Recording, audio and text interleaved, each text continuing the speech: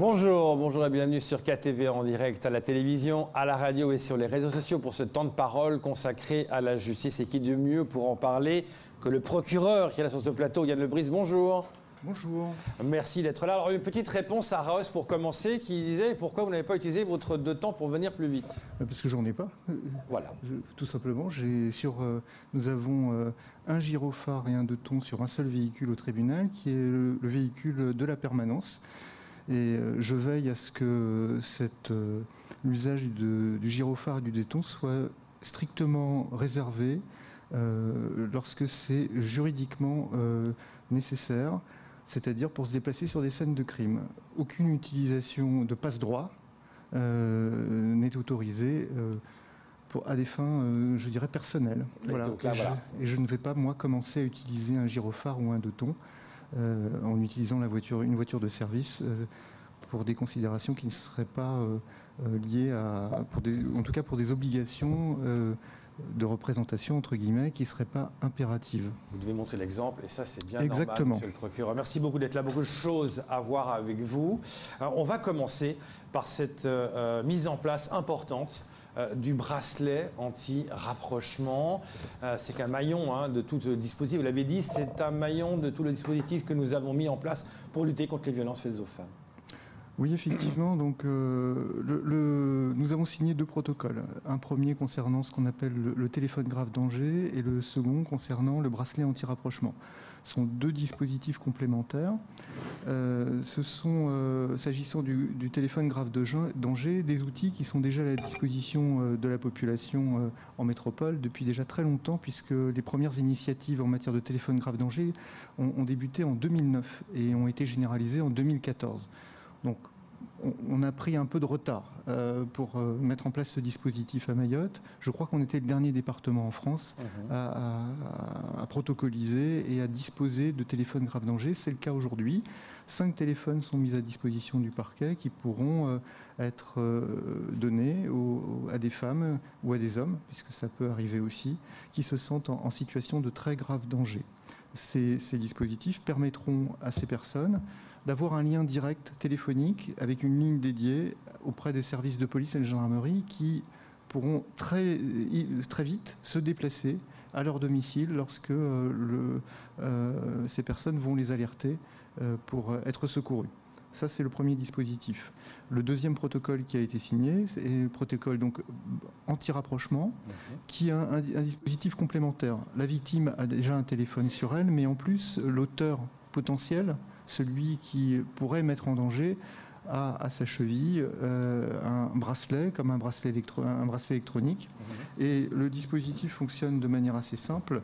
Un périmètre est déterminé qui empêche le rapprochement de ces 2 personnes. Lorsque les 2 personnes se rapprochent, il y a une alerte qui est donnée et qui permet, là encore, d'aviser celui qui a le téléphone grave danger et d'aviser les services de police et de gendarmerie pour pouvoir intervenir et éviter ce rapprochement. Alors, vous l'avez dit, et je suis content que vous ayez repris une des phrases que j'avais prononcées au moment de la signature du protocole, ce n'est qu'un élément d'un dispositif plus global de lutte contre les violences faites aux femmes, qui aujourd'hui est, comme partout ailleurs en France, une des priorités des pouvoirs publics et singulièrement de la justice. Voilà. Nous avons mis en place pas mal de choses à ce sujet au cours de l'année. D'abord, on a créé des stages violences conjugales qui sont gérés par l'association Mlesi Maoré, qui permettent de recevoir des auteurs de violences conjugales dites légères, et je dis dites légères avec beaucoup de guillemets et de précautions, parce que tout le monde comprendra que quand j'utilise l'adjectif de légèreté autour de ces violences, c'est avec beaucoup de précautions. Nous avons également renforcé la réponse pénale en la matière, avec des déferrements qui sont quasi systématiques. Et puis, un effort considérable a été fait par les services de police et de gendarmerie pour faire du traitement beaucoup plus rapide de toutes ces procédures et d'apurer tous les stocks que de procédures qu'ils avaient en portefeuille, avec parfois des procédures un peu anciennes. Et je crois que l'arrivée aussi du nouveau directeur a donné une impulsion nouvelle, directeur de la police nationale à Mayotte, a donné une impulsion aussi tout à fait nouvelle dans ses services pour traiter aussi ce type de violence. Voilà. Aller plus rapidement dans les traitements. C'est traiter déjà les affaires en stock. Bien sûr. Et les traiter plus rapidement dans le cadre de la flagrance, c'est-à-dire dans l'immédiateté du dépôt de plainte. Il y avait plus de 300 plaintes en stock au commissariat il y a quelques mois pour les violences conjugales. Aujourd'hui, il en reste une petite dizaine. Ah voilà. Oui, c'est une sacrée avancée. Je crois qu'il faut aussi parler avec des chiffres. Bah oui, les chiffres. Voilà. On reviendra justement sur les chiffres. Les violences, c'est le thème actuel. Hein, les violences faites aux femmes. Hier, c'était les enfants qui étaient les violences pour les mineurs. Certains parlaient, comme le préfet, de briser l'omerta. Est-ce qu'on peut parler aussi d'omerta pour cette violence faite aux femmes ? C'est évident. Je crois que la réponse est formulée dans votre question. Tout le monde sait aujourd'hui que même en métropole, libérer la parole de celle ou de celui qui est victime de violences conjugales, c'est quelque chose de très difficile. Il y a l'image sociale, il y a la difficulté aussi économique. Quelles vont être les conséquences de la dénonciation que je vais faire. Et cette préoccupation, dans une île comme Mayotte, où vous avez une population qui, pour 80% d'entre elles, vit en deçà du seuil de pauvreté, avec parfois un seul salaire qui est celui de l'homme qui permet de faire subvenir à l'ensemble des besoins d'une famille, se pose clairement la question de savoir si on va aller déposer plainte quand on est victime de violence, au risque des conséquences judiciaires de celui qui est le seul à pourvoir aux besoins de la famille. Voilà. On a ces préoccupations-là. Et puis on a aussi une préoccupation assez classique, mais j'ai envie de dire pour tous les contentieux de l'île de Mayotte, c'est pour pratiquement entre 40 et 50% de la population qui peut-être n'est pas en situation régulière, c'est aller se présenter auprès des services de l'État, police, gendarmerie, pour dire qu'on est victime. Voilà. Ça. Avec la peur qui peut être celle d'une victime. C'est ça, il y a beaucoup la peur qui est là. Et en plus, vous l'avez soulevé, les dossiers traînaient, donc il y a encore plus de peur. Et là, maintenant, c'est vraiment raccourci. Oui. On parlera d'ailleurs de la justice de proximité tout à l'heure. Mais une chose importante, Gérald Darmanin, quand il est venu ici, il a dit que la limite de la lutte contre l'insécurité à Mayotte, c'était les moyens dévolus à la justice qui ne sont pas assez suffisants. Êtes-vous d'accord avec lui ? Vous savez, quand un homme politique en responsabilité dit publiquement que les moyens de la justice sont insuffisants, je serais totalement fou de dire publiquement qu'il a tort. Si je peux avoir des moyens supplémentaires, je les prends, et je les prends tous. Donc très bien, c'est le ministre qui le dit. S'il veut nous donner des moyens ou participer avec le ministre de la Justice au renforcement des moyens de la justice, moi j'en suis très content. Je ne veux pas en revanche que l'on cache tout derrière la question des moyens. Parce que c'est aussi un peu facile, et ce serait aussi un peu facile de dire nous avons des dysfonctionnements, entre guillemets, où nous ne sommes pas assez performants parce que nous n'avons pas de moyens. C'est un moyen aussi c'est une manière de se déresponsabiliser. Aujourd'hui, avec les moyens qu'elle a, la justice à Mayotte, me semble-t-il, réussit à remplir son rôle de manière perfectible, mais il réussit déjà à remplir les missions qui sont les siennes. Voilà. Donc si on nous donne des moyens, très bien, on les utilisera avec efficacité. Mais où est-ce qu'on manquerait de moyens, selon vous ? Pour la justice. Oui, pour la justice. Oui. Oh, mais moi, je peux vous faire une liste très longue de choses qui pourraient améliorer notre quotidien. Ouais. Un palais de justice qui soit plus fonctionnel, dont l'accès serait plus simple, avec plus de bureaux qui permettraient d'avoir plus d'effectifs, des locaux qui permettraient d'accueillir de manière plus digne parfois les justiciables, qu'ils soient victimes ou même auteurs, des moyens supplémentaires pour le barreau, qui fait un travail remarquable, mais dans des conditions extrêmement difficiles, matérielles, puisqu'on a du mal à leur trouver des bureaux pour fonctionner et exercer leur mission au sein du tribunal. Ils sont aussi les avocats en nombre insuffisant. Les partenaires de la justice, la PJJ, les enquêteurs sociaux qui sont l'aide aux victimes, les besoins pour l'ensemble de nos partenaires sont très importants. Et vous voyez cette liste. Oui, et puis il y a aussi le côté répression. Quand vous me parliez, quand on préparait cette émission de Magicavo, de la prison, qui est pleine, qui est suroccupée, le taux est à combien? Aujourd'hui, on approche de 160% de taux d'occupation. 160%, justement, c'est énorme. On parle d'une construction d'une deuxième prison. C'est quand même une bonne nouvelle. Par contre, on ne sait pas trop quand, comment, à quel endroit. Mais il faut agir là. C'est beaucoup trop, 160%.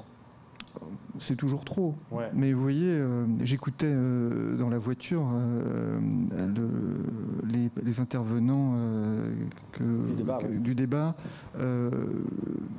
qui évoquaient à la fois le laxisme de la justice et qui en même temps nous disaient, pour l'un d'entre eux, qu'ils ne voulaient pas de la prison à Kungu parce qu'il fallait que des gens de Kungu à Kungu. Voilà. Je crois qu'il y a un moment, il va falloir aussi sortir des ambiguïtés, des doubles discours. On ne peut pas à la fois reprocher le laxisme de la justice et en même temps reprocher à la justice de faire son travail et de faire que les personnes qui commettent des infractions soient incarcérées. Voilà. Évidemment. Autre chose importante, qu'est-ce que vous avez 1 an que vous êtes arrivé? Un peu moins d'1 an, ça va faire 10 mois aujourd'hui. Non, c'était en décembre, une dizaine de mois. Les choses que vous avez mises en place depuis votre arrivée?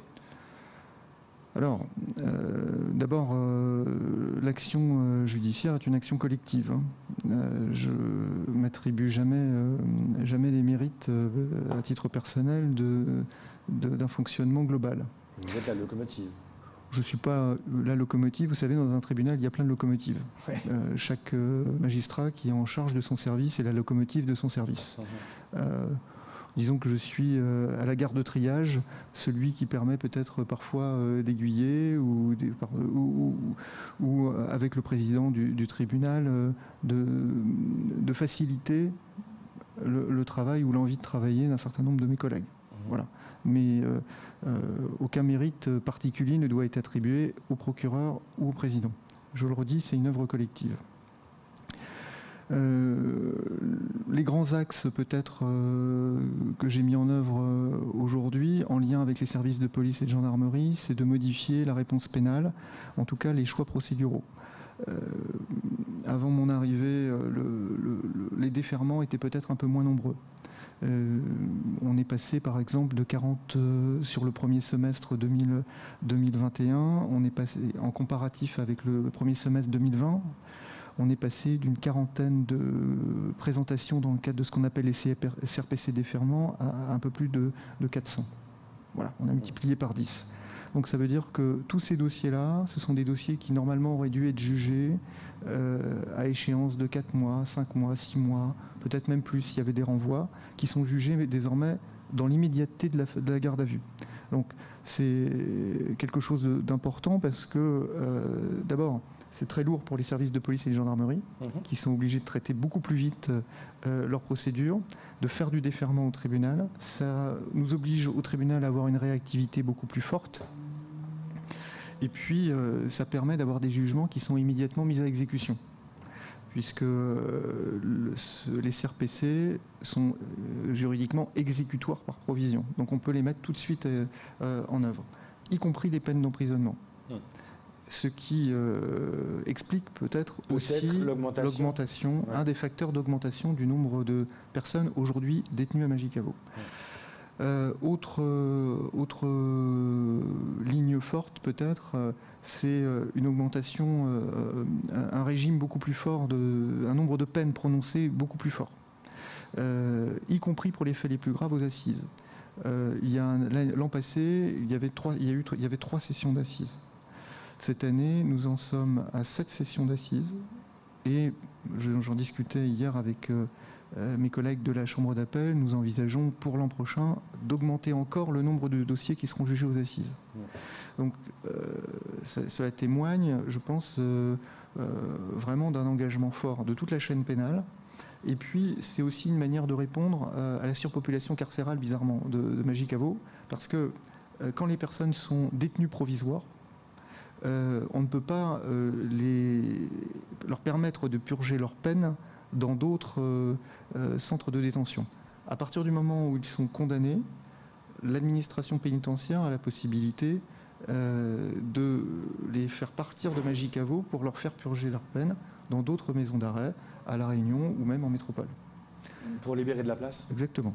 On était l'an passé, il y avait à peu près 60% de détenus provisoires, c'est-à-dire des gens qui étaient en attente de jugement. Aujourd'hui, il y a moins de 50% de personnes à Magicavo qui sont en attente de jugement. Ceux qui y sont, pour la majorité aujourd'hui, ce sont des gens qui ont déjà été jugés et condamnés et qui purgent des peines. Est-ce que pour gagner de la place, on peut dire à ces gens-là de purger ailleurs les peines ou ils doivent rester à Magicavo ? Parce qu'à un moment donné, il n'y aura plus assez de place. Alors, on peut proposer, c'est ce que fait l'administration pénitentiaire de manière très régulière, elle propose à un certain nombre de personnes d'effectuer leur peine à l'extérieur. Pour autant, on ne peut pas les forcer physiquement à prendre l'avion. C'est aussi une des problématiques de l'île. Hein. Pour y venir et pour en partir, l'avion est quand même le moyen de transport le plus classique. Et on ne peut pas forcer quelqu'un à monter dans un avion. Vous parliez avant la pause de l'augmentation des assises. C'est quelque chose de très important pour Mayotte. Oui, les assises, c'est important parce que ce sont souvent les affaires les plus emblématiques, les faits les plus graves. Alors, comme je l'ai dit tout à l'heure, on augmente de manière très sensible le nombre de sessions d'assises. On les a déjà doublées en un an. On va continuer à augmenter la fréquence des sessions d'assises l'an prochain. On a un stock à peu près de 50 dossiers. Et on peut actuellement, en ayant démultiplié le nombre de sessions, on peut en juger entre 35 et 40. C'est-à-dire qu'on constitue aujourd'hui du stock. Une des difficultés importantes que nous rencontrons, puisque vous évoquiez les moyens, c'est la constitution des jurés d'assises. Parce que les assises ne peuvent se tenir que parce qu'il y a des citoyens qui participent aux côtés des magistrats à l'action judiciaire. Lorsque l'on a 3 sessions par an, finalement la charge qui repose sur les assesseurs, je ne vais pas dire qu'elle est légère, mais elle est mesurée. Quand on a des sessions quasiment en continu toute l'année et que le nombre d'assesseurs est limité, ça devient insoutenable.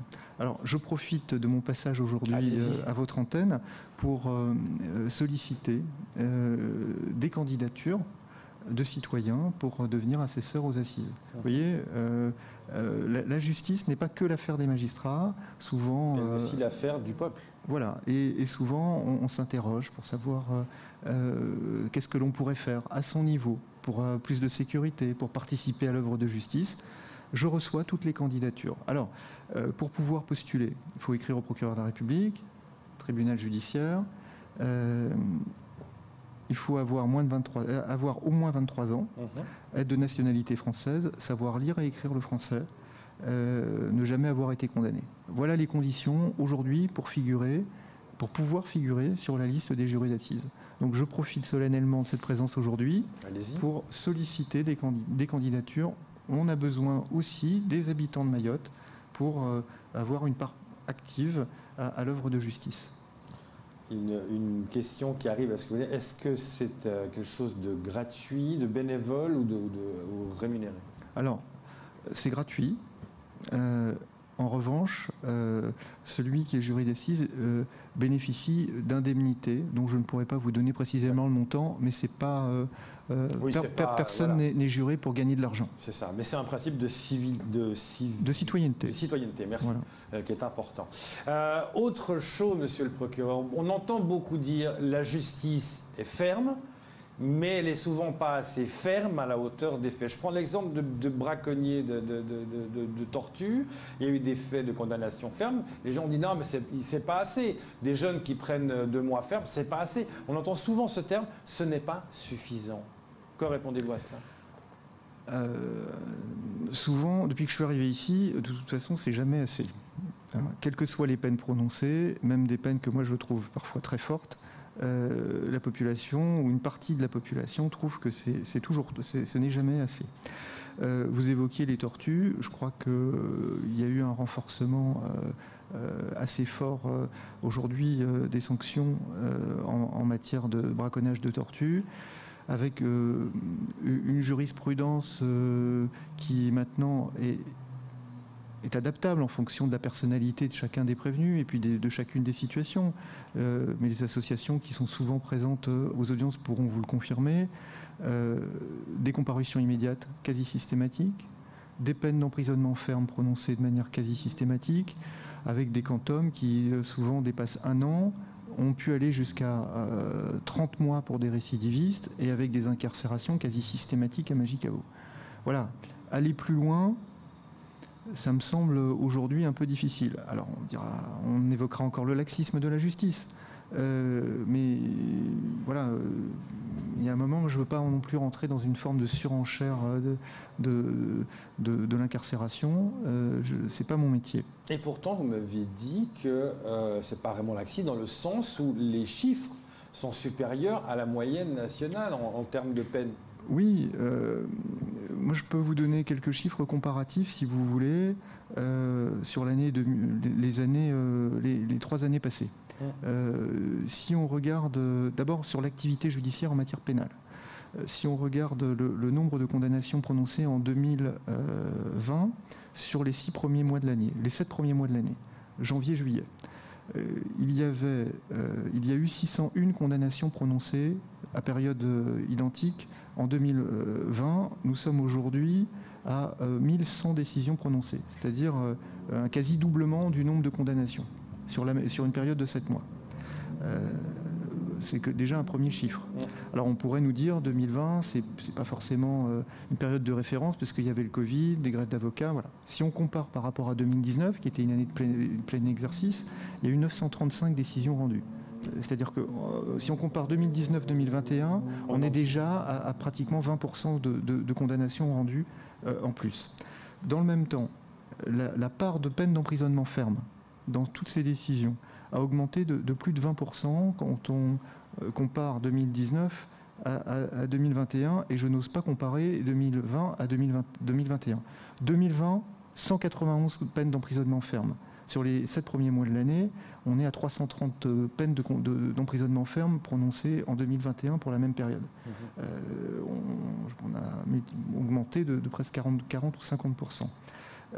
Les quantums de peine, parce que ça c'est aussi intéressant. En 2019, le quantum moyen des peines d'emprisonnement ferme était inférieur à 7 mois. On est aujourd'hui, sur les 7 premiers mois de l'année, à quasiment à 13 mois de quantum d'emprisonnement ferme. Voilà, je crois que si ça vous donne quelques éléments chiffrés sur un an. Factuellement parlant, à la fois de l'évolution de l'activité, qui est une évolution en très forte hausse, et des peines prononcées qui sont des peines également en très forte hausse, en moyenne.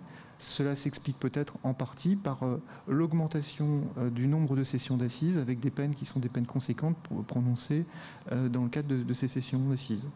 On disait souvent, monsieur le procureur, que ces peines sont faites, comme à titre d'exemple, pour calmer le jeu sur le terrain, entre guillemets. Mais on se rend compte que sur le terrain, ce n'est pas le cas. Il y a des barrages tous les jours, il y a de la délinquance tous les jours, il y a des jeunes qui ressortent avec ils sont caïds. Quelle est la bonne réponse? Vous qui connaissez bien la justice des jeunes, quelle est la réponse pour ces jeunes? Alors, d'abord, la justice, elle n'est pas faite pour faire des exemples. Souvent on dit il faut une peine exemplaire. Oui, il faut une peine exemplaire, mais si vous êtes un habitué des prétoires, vous saurez que j'ai souvent l'habitude d'expliquer mes réquisitions sur les peines. Et je rappelle régulièrement que dans le code pénal ou le code de procédure pénale, il n'y a pas de définition de ce que doit être une bonne peine. On nous dit simplement, et c'est en matière d'assises, mais on peut le reporter en matière correctionnelle, que la peine prononcée doit être une peine d'équilibre entre 3 intérêts qui sont celui de la société. Là, on est dans l'exemplarité pour la société. Oui. l'intérêt de la victime, qui attend de la peine ce qu'on appelle le caractère rétributif, c'est-à-dire je vous transfère le pouvoir de sanctionner parce que si vous ne le faites pas, je le ferai à votre place. Et donc, je veux avoir un rendu, entre guillemets, de ce transfert. Donc c'est l'équilibre pour la société, intérêt du prévenu, de la victime, et puis intérêt du prévenu, parce qu'il faut toujours personnaliser la peine. On ne peut pas, par principe, parce que c'est un jeune, parce qu'il habite dans quel quartier, parce qu'il a commis tel fait, par principe, de manière automatique, prononcer une peine. Et c'est toute la difficulté du travail du juge. De pouvoir, pour chaque dossier, chaque personne, dans sa conscience, souvent à trois, parce que c'est pas si simple, en ayant écouté un procureur, en ayant écouté un avocat qui a une vision aussi des choses, essayer de prononcer une peine qui soit justement cette peine d'équilibre entre ces trois intérêts. Donc l'exemplarité, oui, c'est important que chacune des peines soit un message passé à l'ensemble de la population, mais en même temps, on ne peut pas être dans cette réponse mécanique d'exemplarité au sens large. Il faut toujours prendre la mesure des choses et ne jamais oublier qu'on ne juge pas simplement des faits ou un dossier ou une situation, mais on juge des personnes qui font partie de la société, qui à un moment ont fauté et qui ont vocation à y revenir. Vous voyez. Et c'est beaucoup plus simple de dire « yaka faucon » que de se retrouver face à quelqu'un et d'assumer une responsabilité. C'est notre métier et on le fait. D'envoyer quelqu'un en prison pour une période qui est une période longue. D'ailleurs, moi, je le vois aux assises. Ouais. Souvent, les jurés, à Mayotte comme ailleurs, avant l'audience, lorsque vous pouvez discuter avec eux, vous disent ont des discours très répressifs, un peu de café de comptoir. Avec moi, le viol, ça passe pas. Ou, voilà. Vous voyez ? Ils sont très radical, très arrêté sur ce sujet. Exactement. Et vous voyez, au cours de l'audience, au cours de la session d'assises qui dure un jour, 2 jours, ces personnes rentrer dans la peau du juge, devenir des vrais juges, se rendre compte que les choses ne sont pas si simples. Et au moment du prononcé de la peine, rares sont ceux qui ont ce courage finalement d'assumer pleinement le prononcé de la peine en fixant le prévenu et en disant les choses, en donnant les choses parce qu'ils portent. Il porte aussi la difficulté, la responsabilité de prononcer la peine. Voilà. Je vous donne ces quelques éléments de réflexion pour que chacun comprenne que c'est pas si simple et de prononcer une peine, même si c'est notre métier et tout le monde le fait et on assume nos responsabilités. Mais en même temps, il nous faut faire la part des choses et rester toujours dans une forme d'équilibre. Alors, l'équilibre et la pondération... C'est pas évident, le temps passe, monsieur le procureur. Deux choses importantes encore. La première, la justice de proximité avec les mairies. Vous avez déjà mis ça en place. On parle de Chamassi qui était dernièrement. Vous avez déclaré. En fait, le délégué du procureur est chargé de mettre rapidement en œuvre des mesures décidées par vous afin d'éviter un lourd processus judiciaire. Et surtout, ces mesures visent principalement à responsabiliser l'auteur de l'infraction et éviter toute récidive. Alors, il y a plusieurs choses. Là, la justice de proximité, pour moi, c'est d'abord une justice qui doit être rendue le plus rapidement possible. Et il y a un certain nombre d'infractions qui sont commises au plan local qui, jusqu'à aujourd'hui, n'étaient pas traitées. Parce qu'il y avait un engorgement au tribunal, il y avait un engorgement dans les services de police et gendarmerie. La loi, aujourd'hui, nous permet de déléguer un certain nombre de réponses pénales au niveau local dans les mairies. Le maire, qui a d'abord qui a aussi une qualité d'officier de police judiciaire, peut prendre un certain nombre de décisions. Et nous contractualisons aujourd'hui avec un certain nombre de maires de Mayotte une réponse pénale déléguée, qui serait du travail non rémunéré, qui serait du rappel à l'ordre, notamment auprès des familles, avec une obligation d'indemnisation. Ça répond aussi à une des préoccupations qui était celle d'un de vos invités tout à l'heure qui disait « mais pourquoi on ne responsabilise pas les familles ?» J'allais dire, oui, pourquoi exactement. Ça fait partie aujourd'hui des dispositifs que l'on essaye de mettre en place. Mais moi, je suis très pragmatique. Signer des conventions, je l'ai dit au maire, signer des conventions pour signer des conventions, ça ne m'intéresse pas. Oui, parce qu'il y a aussi le fait que vous dites, je peux reprendre la main quand je veux. Il y a ce fait-là, si ça ne marche pas, je suis toujours là. Oui, et moi, ce que je veux, c'est que ça marche. Donc, Oui, donc on a déjà signé une première convention avec la mairie de Sada. Il y a d'autres mairies qui se mobilisent autour de ce dispositif, mais on fait les choses progressivement parce qu'il y a tout un circuit à mettre en place d'organisation de travail non rémunéré dans les communes, de liens et de partenariats à mettre avec le service d'insertion et de probation, de circuits de transmission. De formation de la police municipale. Voilà, tout ça, ça doit se mettre en place progressivement. Ça prend du temps. On commence par SADA.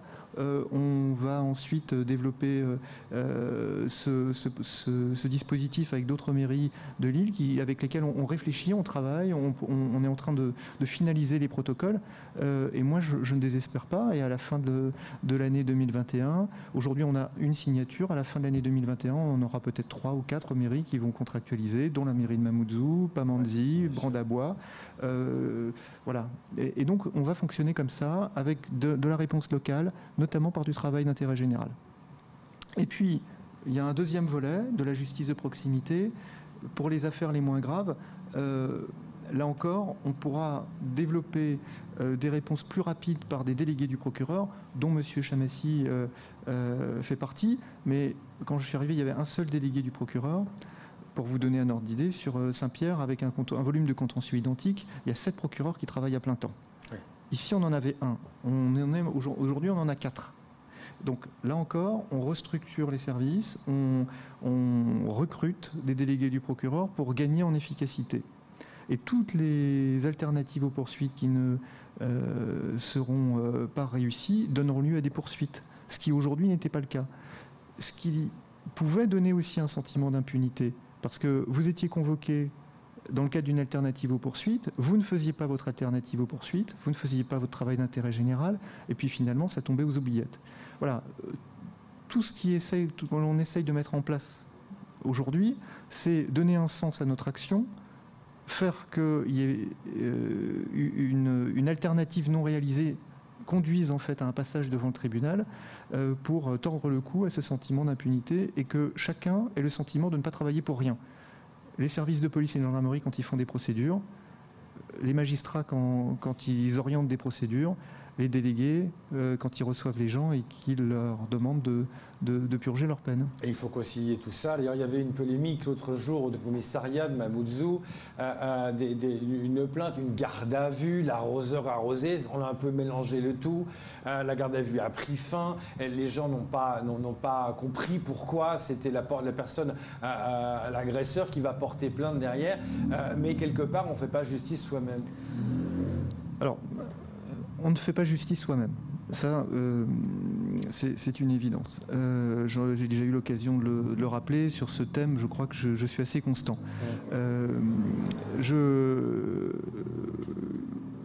Que des personnes participent à l'œuvre de justice en allant accompagner l'activité des services de police et de gendarmerie en donnant un certain nombre d'informations.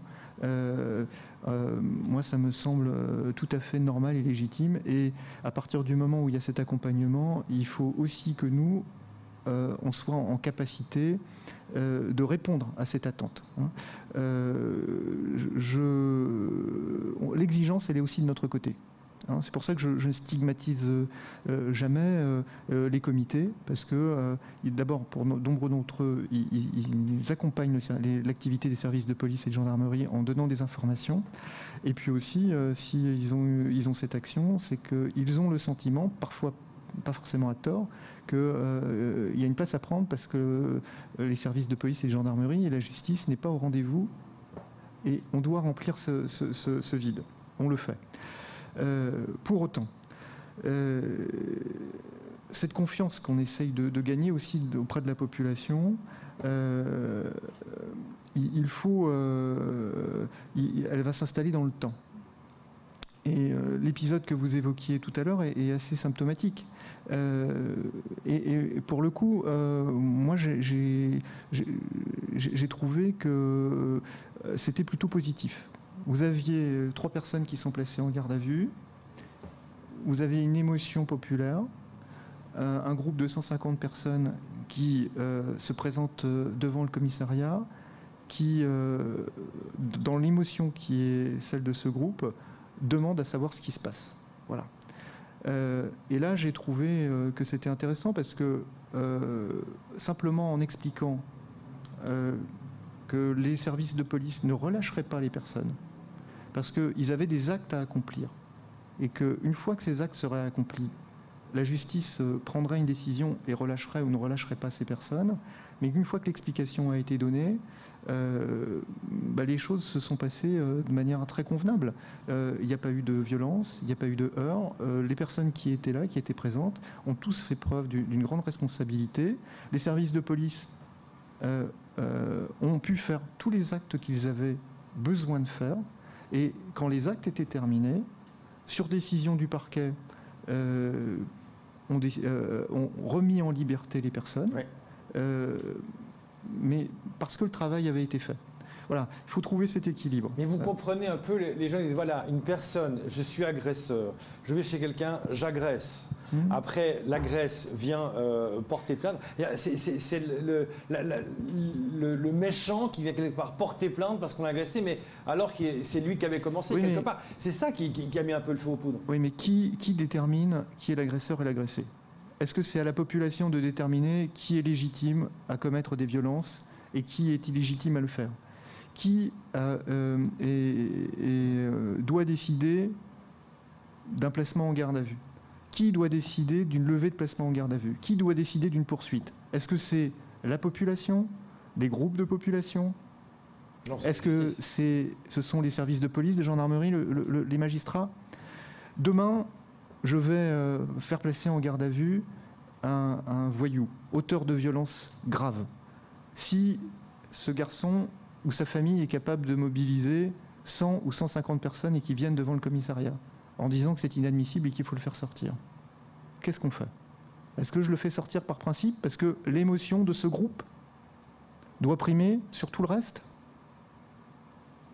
Vous comprenez, mais vous restez ferme. Je comprends. Je